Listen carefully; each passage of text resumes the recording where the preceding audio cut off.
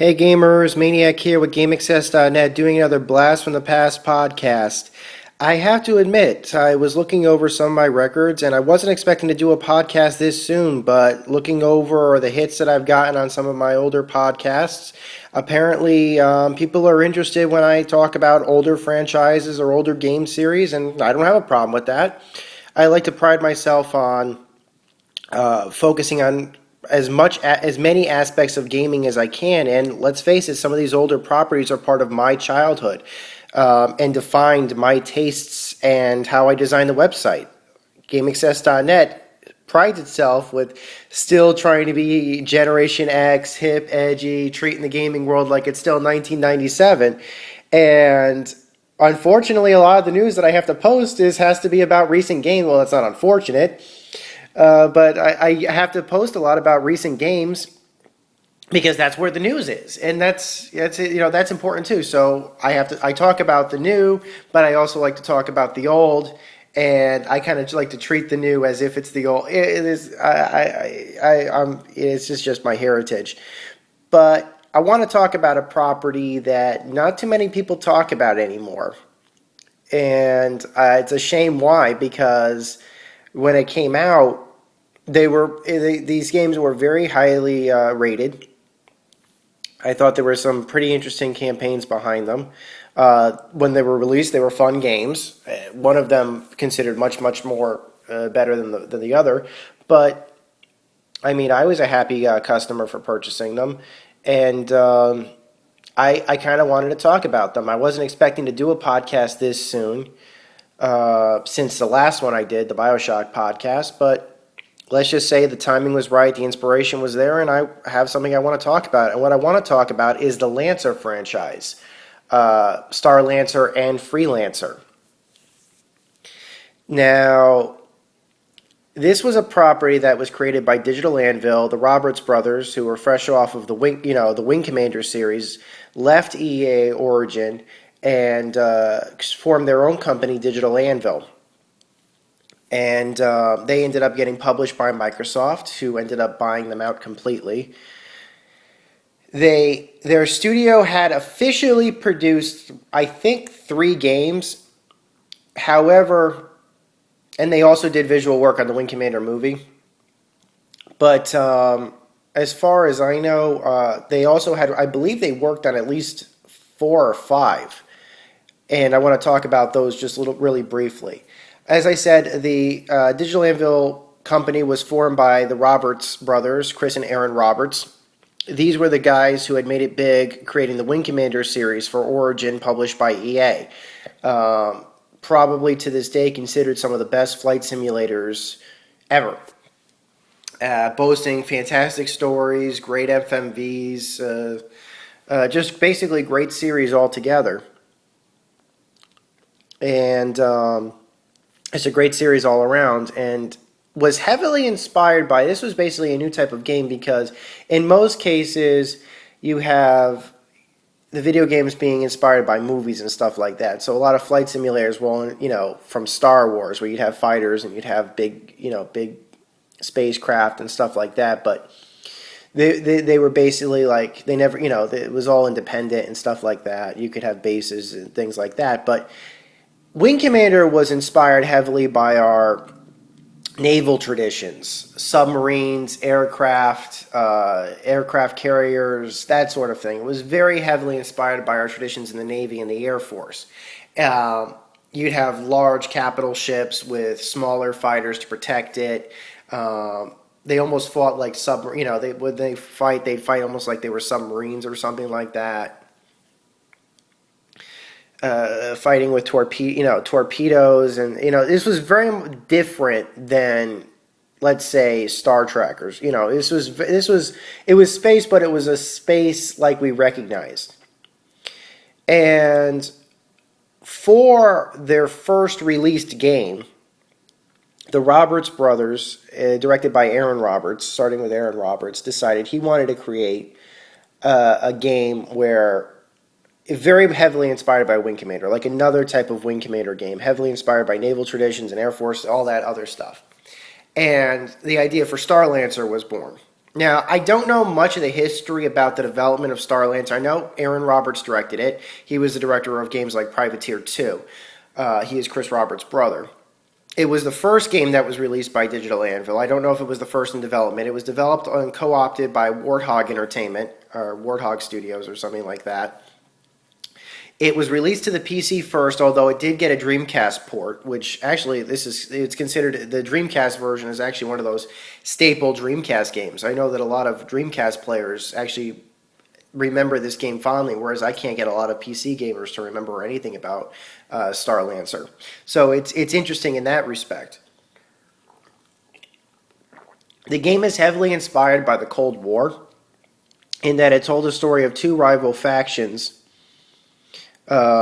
made up of basically Cold War nations. On the one side, you had Americans, Brits, Japanese fighting alongside each other in the alliance, and then you had a coalition that was made up of the Russians and the Eastern Europeans and the Chinese and Koreans and stuff like that. I believe. So it's not really super duper, explicit about which Asian nations are, but it's definitely not the Japanese. The Japanese actually were part of the alliance. So, yeah, it was kind of an interesting thing that you could say that these Cold War, these Cold War animosities would continue even into the future, or something like that, or at the very least, it would be interesting to see what would happen if those Cold War feelings would go into the future when we have all this future technology and stuff like that. Very interesting concept.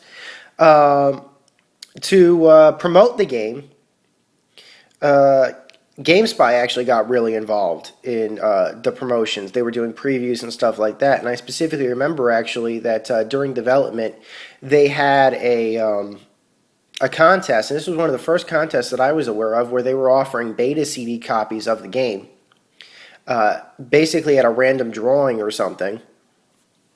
And I very rarely win random drawings, but they had random drawings basically where they would give out to, like, I think maybe 20 or 30 people or something like that across the internet, beta copies of the game, full beta copies, to test and to play and stuff like that. And I thought that was kind of interesting. I never got the beta test version of the game, and the only other game that I can think of that did something like that was Crimson Skies, the original Crimson Skies game. The original Crimson Skies was released shortly after Starlancer was released. They were both published by Microsoft, and I kind of almost consider them like sister games, basically, even though they were developed by different studios. Their marketing campaigns were very, very similar. And so basically Starlancer was very much like futuristic naval simulation plus Cold War traditions plus flight, next generation flight simulator. Very, very, very much into the next generation of what would have been PC technology, what would have been for flight simulators. Other than LucasArts, the flight simulator industry had kind of waned after that point. This was the year 2000.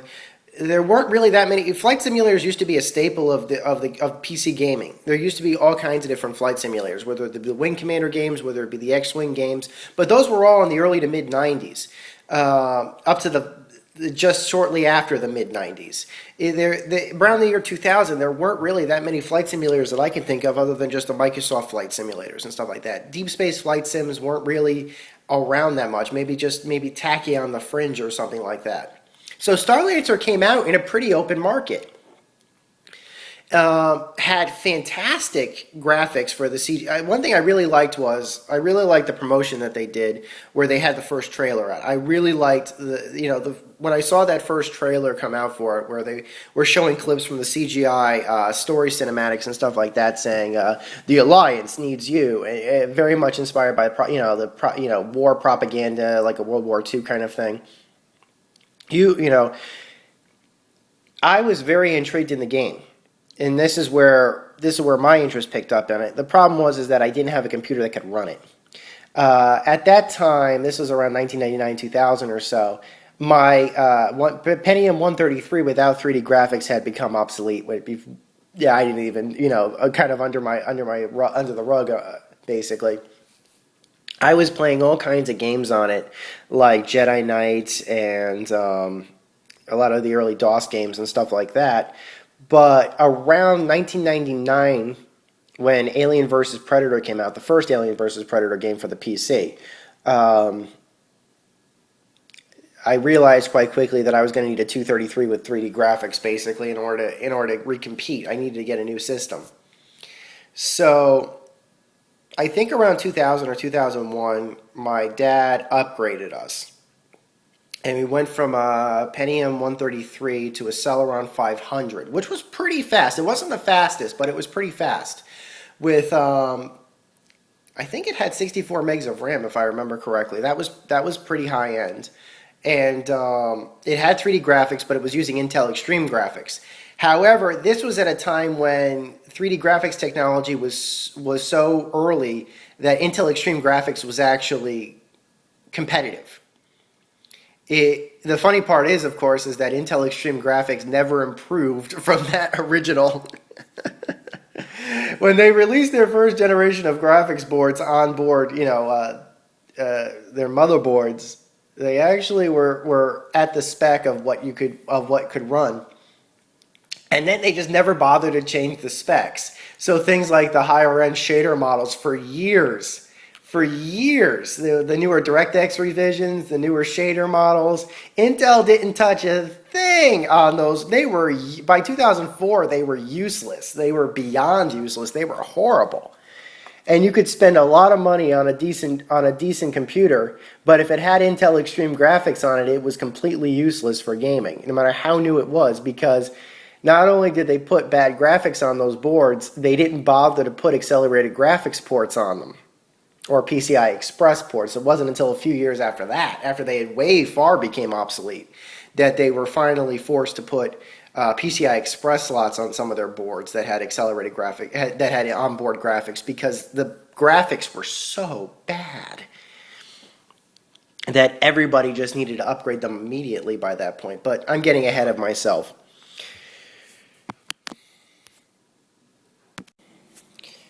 So I get my computer upgraded, and I honestly don't remember. It might have been after a birthday or something like that, but I think it was at some point during the summer. I actually had some money. I don't remember how I got it. It probably was birthday money or something like that. I don't remember. And I went to CompUSA with my father and picked up that game as well as another Star Wars game or something like that.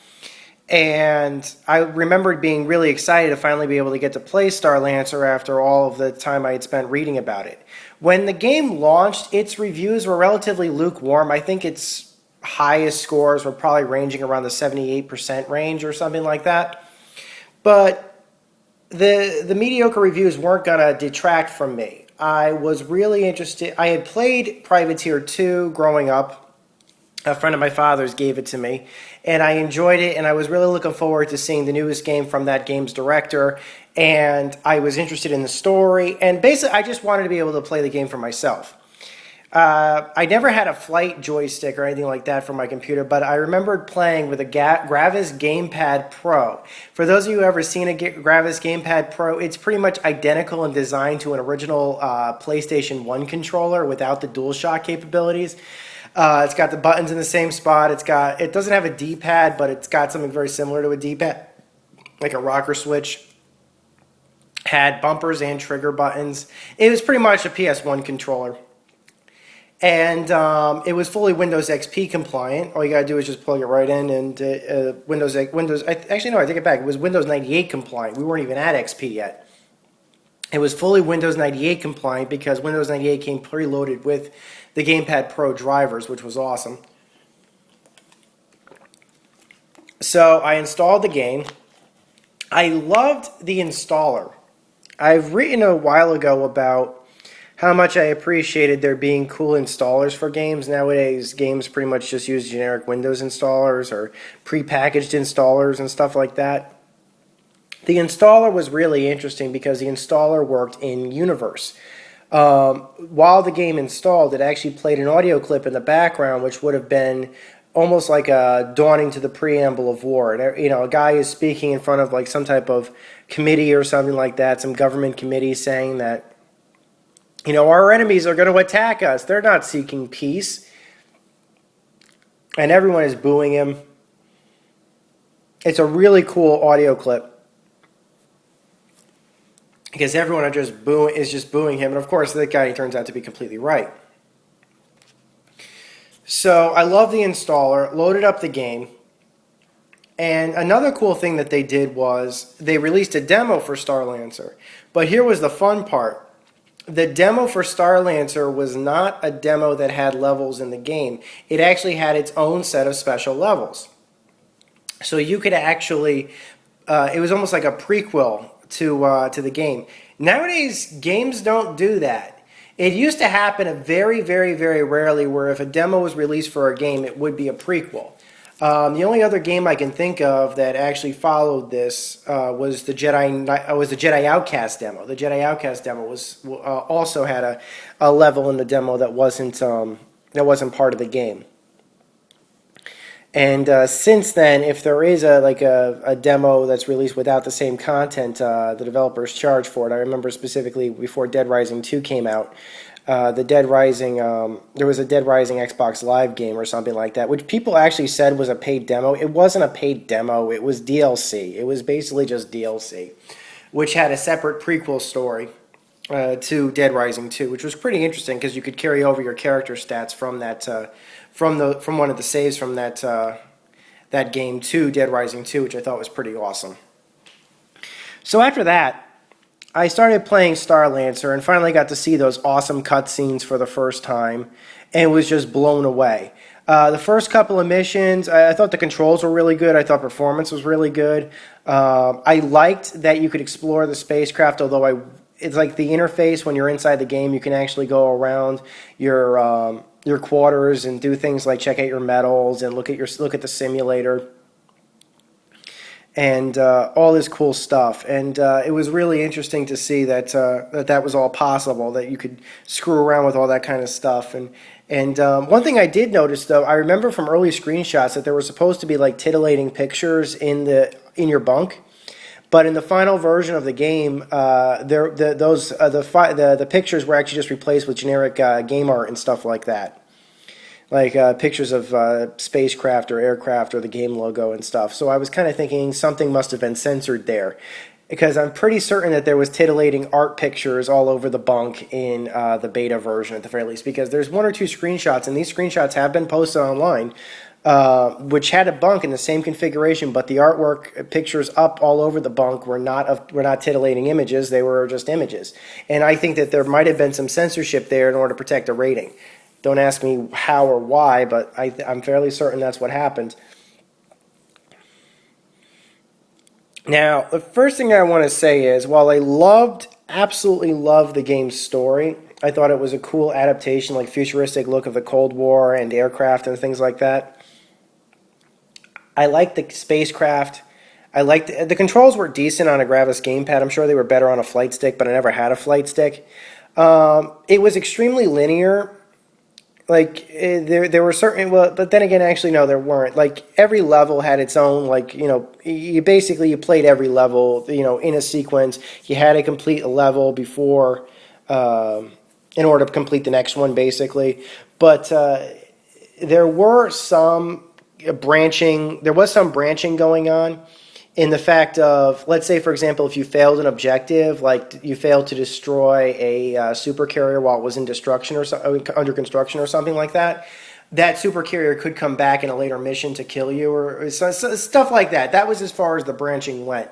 There was no mission select. It would have been nice to have go back and replay previous missions.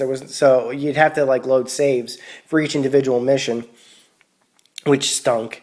So it would have been nice to have had a mission select. There was a cutscene viewer But if I may make one comment, it wasn't very good at future-proofing itself because the in-game menus, other than just the spacecraft gameplay and stuff like that, the way the in-game menus worked is they had to still be in 640 by 480 or some other type of low resolution.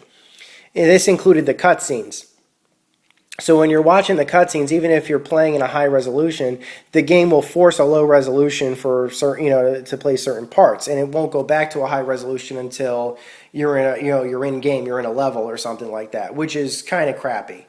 It would have been nice if they had been able to upsample or to do the levels at a higher resolution, or to allow higher resolution, a playback of this content.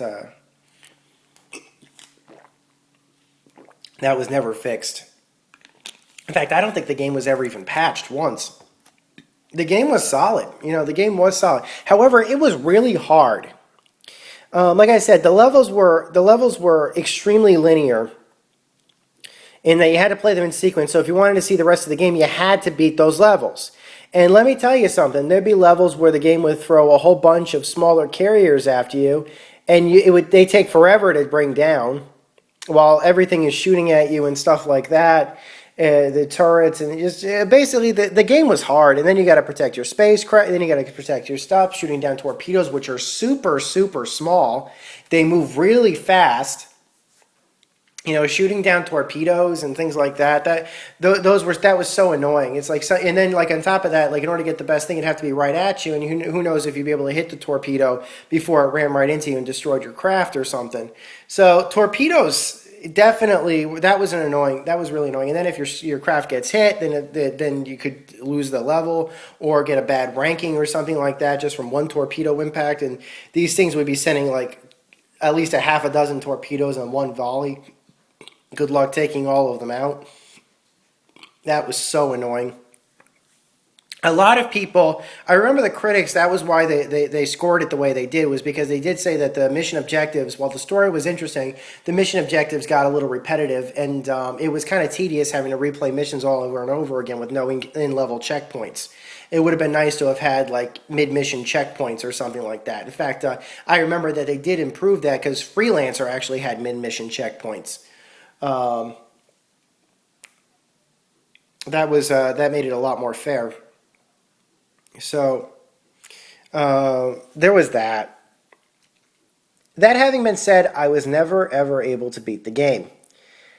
I think that the first time I tried to play through it from start to finish, I got about halfway done, and I got stuck on a level that I never could beat.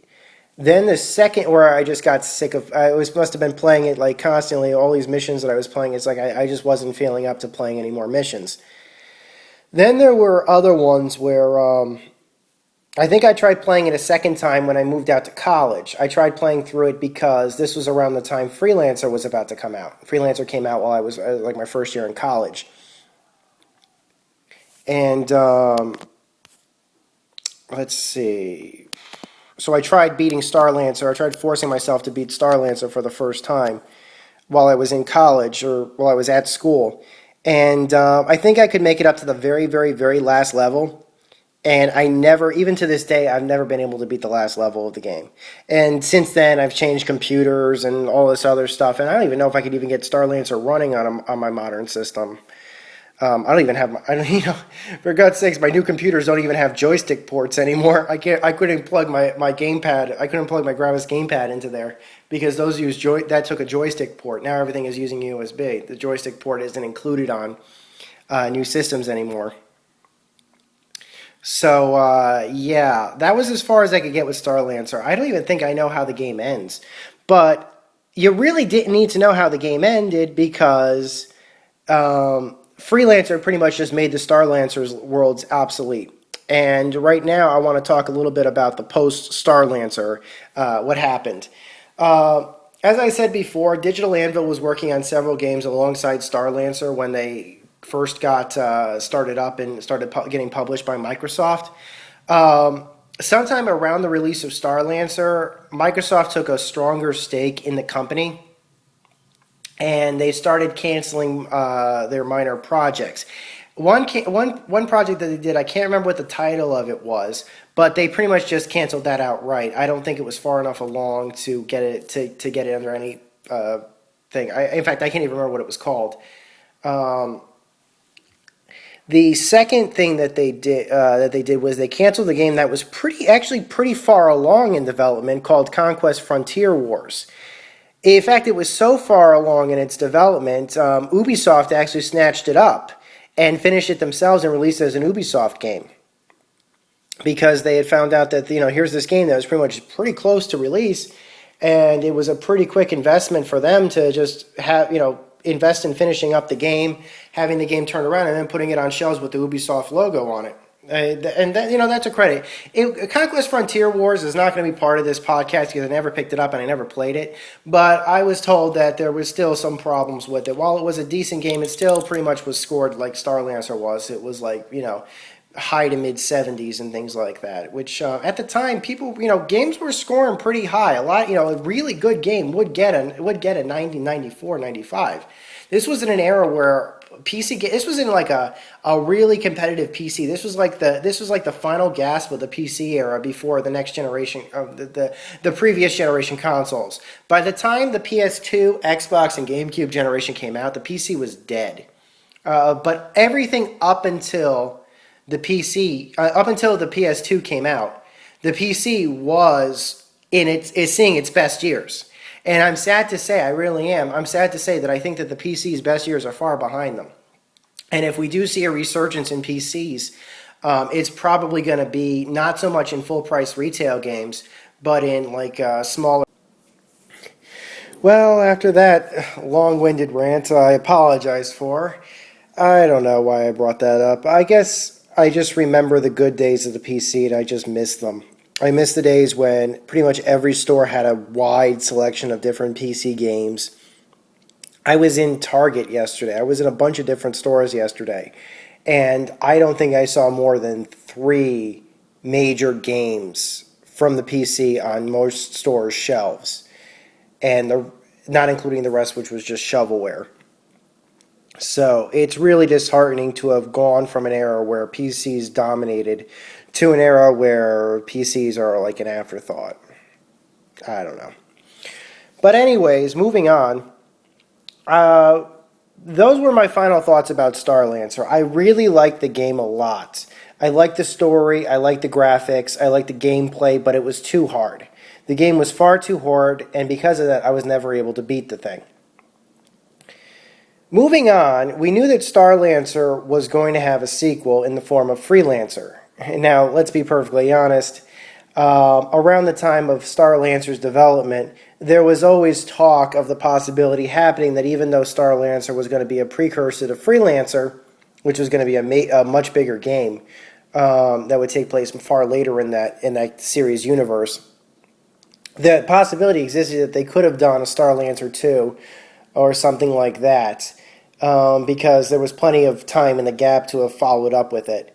Unfortunately, a Starlancer 2 game was never talked about after that. I think that given the sales and given the reviews of Starlancer, even though I thought, like I said, the game seemed to have a bit of a cult following on the Dreamcast, but for the PC users, they seem to move on. Nobody really talks about Starlancer as much anymore, which is kind of disappointing. I mean, that was the game that introduced everyone to what would become the Freelancer universe. And all I'm going to say is that I'm happy that I have my copy. I'm not getting rid of it at all. So moving on, we knew that Freelancer was also coming out. Freelancer was to be directed by Chris Roberts, and who was the director of the Wing Commander games.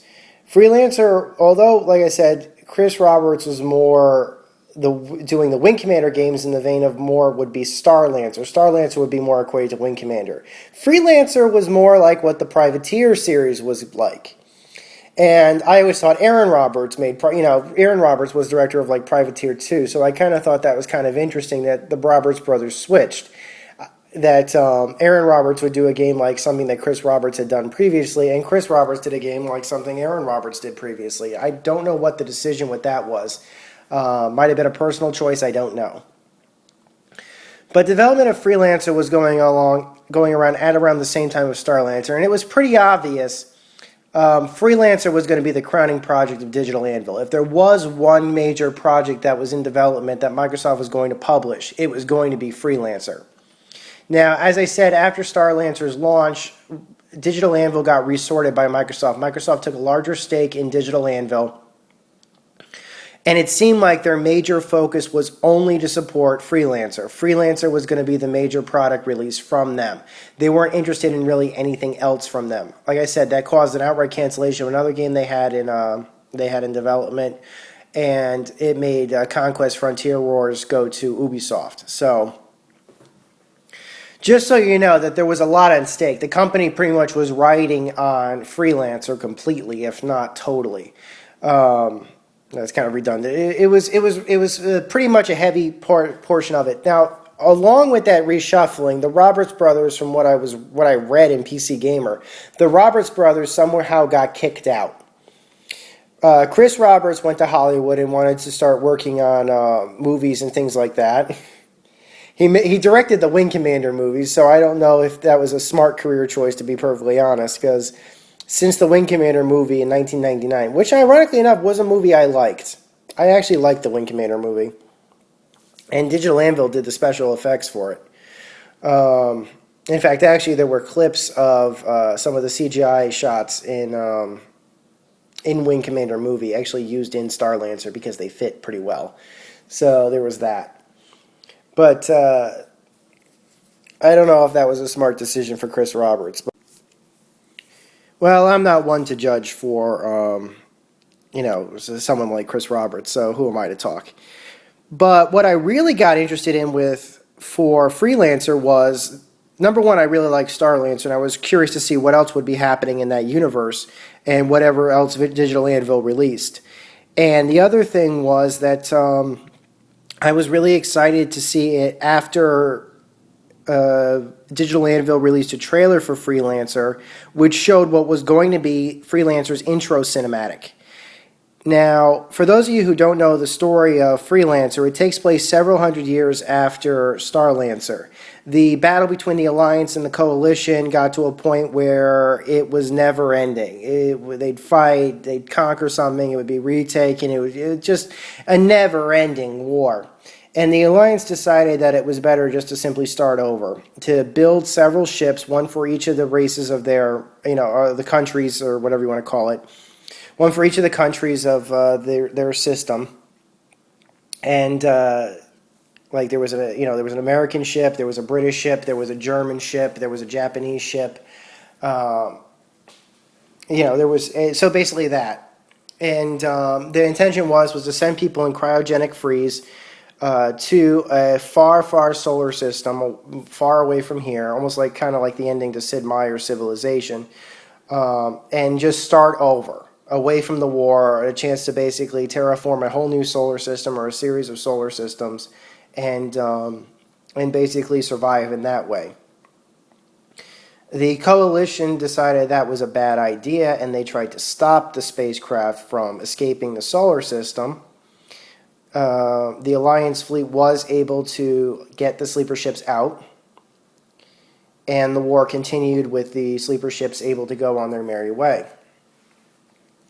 What basically happened after that was they showed how the war actually ended up finishing.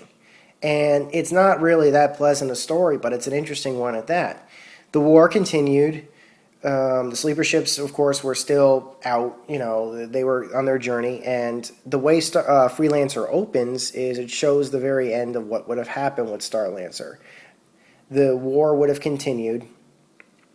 And they would have ended up either fighting, and the solar system would have been in a never-ending war. Eventually, it got to a point where there was going to be a final attack on the Coalition, and maybe it was the last gasp of the Alliance or something along those lines. And what happened is that while they were battling, in the middle of this epic, chaotic battle, an alien ship just appeared out of nowhere, right in the middle of the fight. A huge alien ship, unlike anything humanity had ever seen before. And almost the fighting stopped instantaneously. It just completely stopped. It was almost as if they were united in those last couple of moments. The alien ship aimed towards the sun, fired a projectile at it, and then just spirited away. Now, if you fire a projectile like something like that into the sun, it destroys the sun. And if the sun is destroyed, it's going to take the whole solar system with it. And that's exactly what happened. The entire solar system, our solar system, and everything in it was completely destroyed. There was one survivor, a rookie that was stationed on the far side of Pluto. He got into his spacecraft and headed out to kind of warn them, basically to warn the sleeper ships that there was going to be a new threat coming in the form of the nomads. That's what they call the alien race. I'm like, sign me up. I can't wait for this. I mean, I was really interested in Freelancer for a lot of reasons. One, I was a privateer player. I really liked playing Privateer 2. And I was really excited to see what this new game was going to be. I was like, sign me up. There weren't really a lot of games like that anymore. Like I said, the flight simulators, with the exception of what LucasArts was releasing, and they weren't even releasing that many flight simulators anymore. It was in an open market. The problem was that the game took a long time to come out. I think that trailer came out around 2000 or 2001. Freelancer didn't come out until 2003.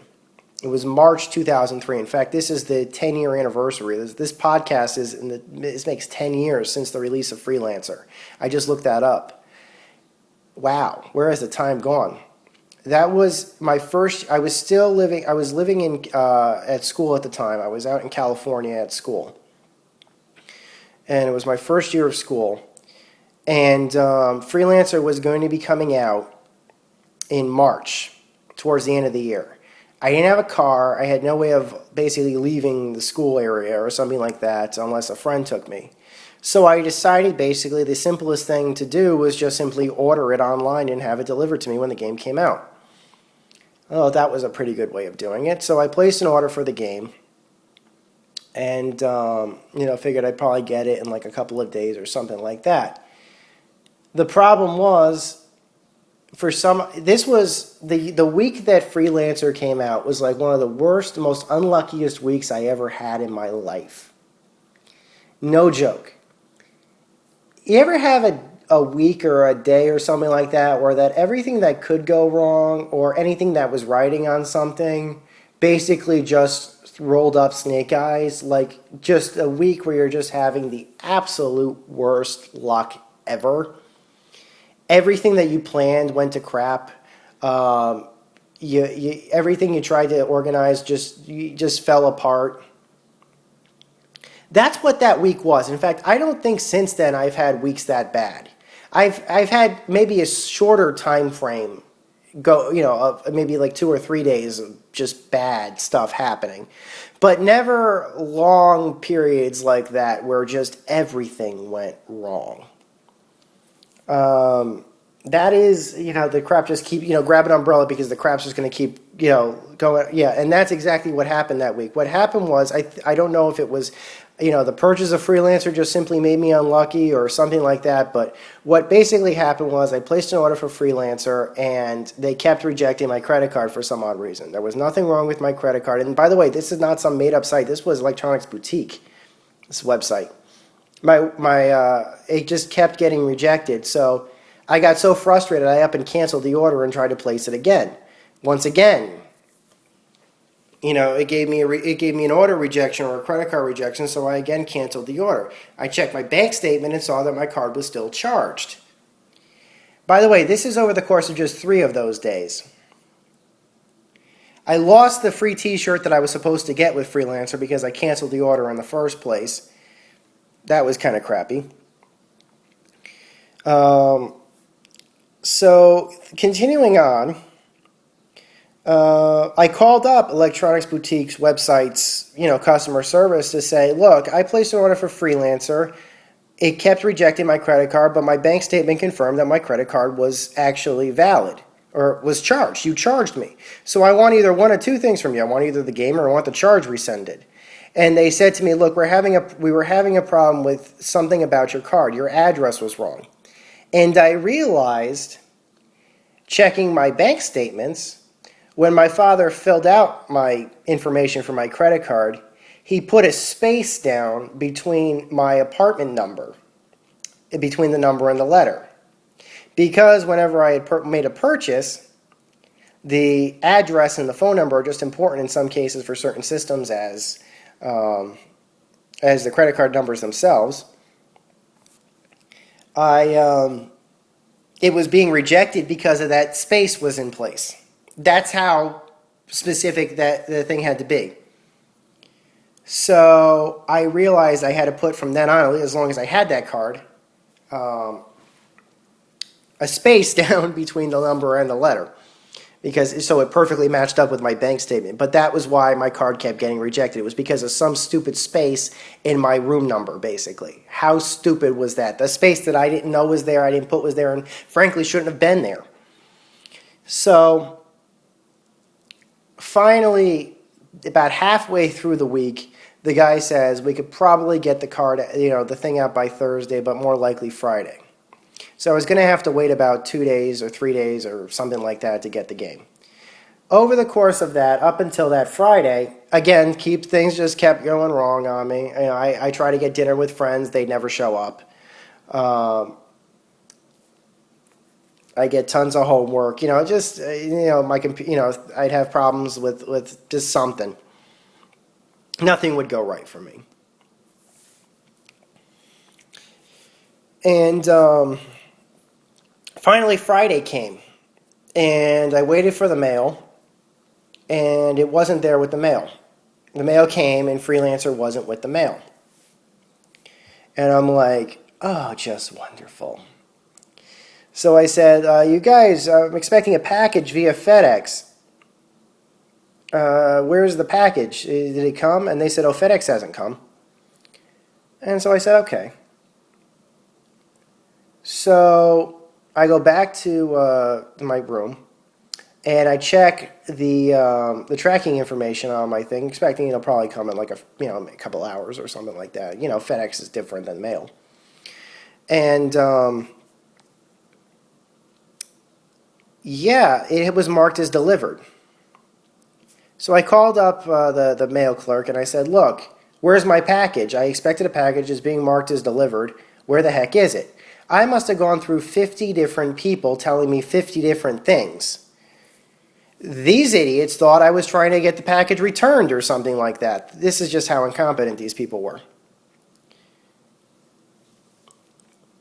Finally, when they realized what I wanted was I just wanted the package, they said, oh yeah, we have it. Okay. Usually in the case of, for those of you guys who have never had like a large mailroom or something like that, basically what happens is that you get a little envelope with a key in it. And you put your key in the little thing, and your envelopes will go in there, your magazines will go in there. Anything that can't fit in there, you usually get like a little bit of a leaflet or something. And you basically take that leaflet and you give it to the shipping clerk. The shipping clerk will take the leaflet, go through whatever they have to go through, back room or something like that, and out will come your package. So you got a leaflet, it basically would be too big to fit in the, fit in the room. Fit in the slot, basically. That's basically how this thing works. So I got my mail, but no leaflet. Finally, after wasting a good hour or something like that, I was able to get the thing working. And somehow this package mysteriously appeared or something. Like I said, everybody was telling me something different about it. FedEx was telling me one thing. In fact, I think I called FedEx first. Tell them where's the package, and they said, oh yeah, we delivered it. And they said that they were telling me they delivered it to the wrong address. Basically, a million things were going wrong. Eventually, after about an hour and a half or something like that, I got it squared away. The package, I got the leaflet. I gave it to the person. I got my package. Freelancer was actually in the package. I was finally happy. The cursed week was over. And boy, what a way to cap off a cursed week was with Freelancer. I had gotten a chance to play the Freelancer demo. If you had, to before the game came out, I think they released a pre-release demo a couple of weeks before the game came out, which allowed you to screw around in the first star system or something like that. Freelancer changed a lot with, immediately starting to play it. You could notice that Freelancer changed a lot from what its original design was going to be. they completely changed the interface from something like Starlancer, where it was no longer using flight joysticks and things like that, or controllers, but you'd be using a mouse and keyboard to control everything. And in fact, it wouldn't even accept a joystick. The game wouldn't actually be compatible with joysticks. You had to use the mouse and keyboard in order to play. That rubbed a lot of people the wrong way. But let me tell you something. The mouse interface that they brought in for Freelancer was phenomenal. It was perfect, and I understand completely. They retooled the whole interface. That thing worked perfectly with a mouse and keyboard, given the perspective and everything else. In fact, I remember that people were comparing it very much. The way the game played was almost like Diablo in a spacecraft or something. It was just that it was a really intuitive. It was not mission, you could do missions, but it wasn't mission based. The way it worked was you could play your games. You could choose whatever missions you wanted, but you could also, there were lots of side quests. It was like GTA on steroids. It was like GTA universe. You could visit, space stations. You could visit planets. There was a story to the game. There was one encompassing story, but there was no need to play it if you really didn't want to. You could just screw around in the universes and build, and buy new spacecraft and stuff and explore on your own. And that was what was so interesting about it. It was just so cool. It was just so cool. The story was great. It had voice acting talent from many great voice actors. Ian Ziering played the main character. Jennifer Hale did the female lead. I remember Kenneth Mars played a German in the game. I thought he was pretty cool because I really like Kenneth Mars from The Producers. And, of course, Young Frankenstein. He was even in that Superman TV musical, if I remember correctly. Who else was in it? George Takei was in it. He was great. It's just like there's John Rhys Davies. A lot of great actors, developed their voices, and whereas the previous game used pre-rendered CGI cutscenes to tell the story, the game used an engine. It had its own graphics engine for that kind of thing, and it had in-game graphic cutscenes and stuff, which was great. It was so cool to be able to see them. It was just a great story to cap it off. And I think the reason why the developers were saying it took so long for Freelancer to get out was literally because the game's universe was just so big. It takes so much time to make a universe that big, and it really showed. Freelancer's space universe was massive. There were so many star systems with so many planets, warp holes, jump holes, wormholes. Everything, trade routes. It was like the game was huge. It was massive. And it was so much fun. And on top of that, there was a multiplayer component, which basically meant that you could play the game's universe online. We talk about games like right now, like what do you call it? What's that game? The game that has the Dust system, and the game that Dust is a part of. I can't think of it all, but for the free-to-play game Dust, which the Unknown Camera Person has been playing tremendously. Not Dust, but the game that Dust is a part of. I can't remember its title off the top of my head right now. But, yeah. This was almost like a precursor to one of those like really large you could have put an MMORPG in a universe that big. People screwing around and taking missions and stuff like that. If they had cut out the story and just had it so that it would be mission-based and exploration-based and stuff like that, Freelancer's universe could have fit an MMORPG. Could have fit an MMO flight sim. That was that cool. And like I said, the multiplayer component, like I said, could do that. That's what the multiplayer was about. That was what was so cool. So you had a single-player component and a multiplayer component, and it was just the universe was so big that it could actually fit a multiplayer within it. It was so cool. It was so cool to just screw around and stuff like that. I have really fond memories of playing the game. However, if I may say, there were a few missions that were really tough, and there was a difficulty spike around 8/10 of the way through or 3/4 of the way through.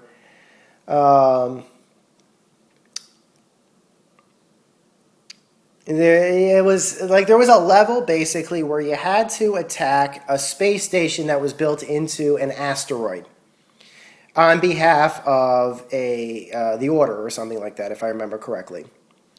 And you wanted the guy inside. I believe, if I remember correctly, it was George Takei that was in there, or George Takei's character that was in the space station, that was running the space station. And the problem was that you had to knock down a shield generator. However, you had to be really, really, really methodical about it because there were some very, very big spacecraft surrounding that shield generator that would basically be able to take you out in just a couple of hits. Even if you stocked up on like shield batteries and things like that, you'd still probably get you'd probably. I remember that first thing it would do was it would take you out of the cruise mode. So I remember taking mines and stuff like that. The best strategy I could come up with is to have some countermeasures built into buy some countermeasures before the mission, go up and under through the center of the asteroid, and kind of strafe around the shield generator, putting the shield generator directly in between you and the other spacecrafts firing at you, and then try to destroy as quick as you can the last shield generator node that's on the same side as that last shield generator. But yeah, that level had me stumped for quite a while, like possibly even months. I can't remember how long I was stumped on that level. In fact, I remember stopping the game actually, because I got stuck on that level. Finally, I was able to beat it, and the rest of the game was a cakewalk in comparison to that level. They finally got. First thing I noticed, actually, and kind of bring it back, when I finally saw the opening cinematic to Freelancer, the final version of it, I noticed that it was extremely cut down. It had been cut down. I think, if I remember correctly, if you watch the way I described that opening cinematic was much different than the opening cinematic that we saw. They cut out the portion of the final battle with the Nomads. I have no idea why they cut that out. I just don't. I don't know why they cut that out. I thought that meant that they cut out the Nomads completely, but that level resolution explained that the Nomads were in fact in the game. So yeah, I don't know why they cut down that intro cinematic showing what happened at the end between the Alliance and the Coalition. That would have been quite interesting. You also noticed that, like I said, they had sent 5 sleeper ships. Only 4 actually made it, and if you go around through the universe, the game universe, that you actually can't find it. However, if I remember correctly in the previews, that actually was that last spacecraft was supposed to have more important relevance to the plot line, trying to find that last derelict. But by the time the game came out, there was really, like I said, you could find it. I never found it, but you could actually find it in the game. But in the game's universe, somewhere, it was in there somewhere. But there was no story mission or something like that, as far as I know, that revolved around finding it or what happened because it got wrecked. Yeah. So that's the history behind Starlancer and Freelancer. That's just my experience with it. Freelancer to this day is considered to be, it was very highly rated when it came out. It was a fan favorite automatically. Even the Unknown Camera Person loved it. I remember the Unknown Camera Person loved Freelancer. I think they have a copy of their own. Just loved that game. I don't know if they still mess around with it, because like I said, it was a preamble for like this. God, what is that? I can't think of the name of that game, but that's the MMO flight sim game. Like I said, Dust is a part of. The Unknown Camera Person plays that a lot now, like religiously. So, 10 years later, there's been no Freelancer 2, which is kind of sad. You'd think that a game that was as heavily that's as fondly remembered, a franchise that's as fondly remembered as it is, sold really well, critically, significant, set the standard for flight sims in space flight sims after that. And it just kind of faded into obscurity. Microsoft would release one other game through Digital Anvil, a Xbox exclusive, original Xbox exclusive called Brute Force, which I never played. In fact, I never even heard of it until not too long ago. And basically, that was it. That was the only other game Digital Anvil ever officially released. I think Brute Force was very similar to that game that got canceled from them almost immediately. I still can't remember what they were calling it. I think maybe it was called Elite or something like that. I could be wrong. But I think if there was... Brute Force, I think, was kind of based upon that original canceled game. But it had to be made on the original Xbox because at that time the Xbox had just come, was in its heyday. Original Xbox was in its heyday, and Microsoft was using all the studios that they had owned, basically making games for it so that they could sell their system. And now to this day, Microsoft's development studios really do focus on the consoles and now the tablets more than they do on the operating systems, which is kind of sad. It used to be, like I said, Microsoft's Windows was a platform all its own. It was its own platform. That's what, and a lot of great games came out for it. And now it's almost like Windows is a backseat to Steam. Steam is like the game development platform right now, or the game distribution platform or something. Everybody's releasing through Steam, which is not a Microsoft thing. It's Valve does Steam. And because of that, Microsoft is basically trying to take the living room. They're trying to take the console space, which is fine. Like I said, I really like the 360. I thought the Xbox had its charm. I thought it had some good games for it. I thought that I liked Xbox Live. I like Xbox Live, that sort of thing. So, where do I think the future is going for this franchise? Well, for those of you guys who may know, Chris Roberts is getting back into gaming. He's working on a Kickstarter right now as I'm doing this podcast for what will probably be his spiritual sequel games to the Wing Commander series. Not Wing Commander games per se, but in that same vein. What I honestly would like would be if Chris Roberts and Aaron Roberts were to team up and make a new Freelancer or Starlancer game. But the rights are... Microsoft doesn't let their properties go. They just don't. So, and nobody is buying Microsoft. Nobody is buying Microsoft. So unlike with other studios where, they buy each other or they eat each other up or they take over each other and stuff like that to get stronger and they take the properties with them. Nobody's buying those. Nobody's buying that from Microsoft. If Microsoft wants to do something with those properties, they will. But I don't know if they're interested in doing that. I think they've been decided that there's just with the new systems in place, with what they're working on, maybe there's just no space for that right now. It's just not part of what they're focusing on. They're focusing on Halo, and they're focusing on Killer Instinct, and they're focusing on the next generation Xbox and stuff like that. Which is kind of sad. Like I said, Freelancer's 10 years released. There's been no sequel. There's been no talk of a sequel. It's kind of sad that a franchise like that had so much potential and so much behind it would just simply fade into obscurity. But you know what?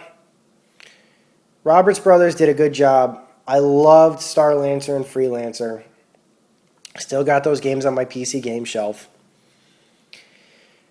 I'm gonna wait on what's going on next with Chris Roberts in his next project for the Kickstarter. But if you're interested in seeing what Chris Roberts might be doing next, check out Kickstarter for that. Until next time, guys, this is Maniac with GameAccess.net. Over and out.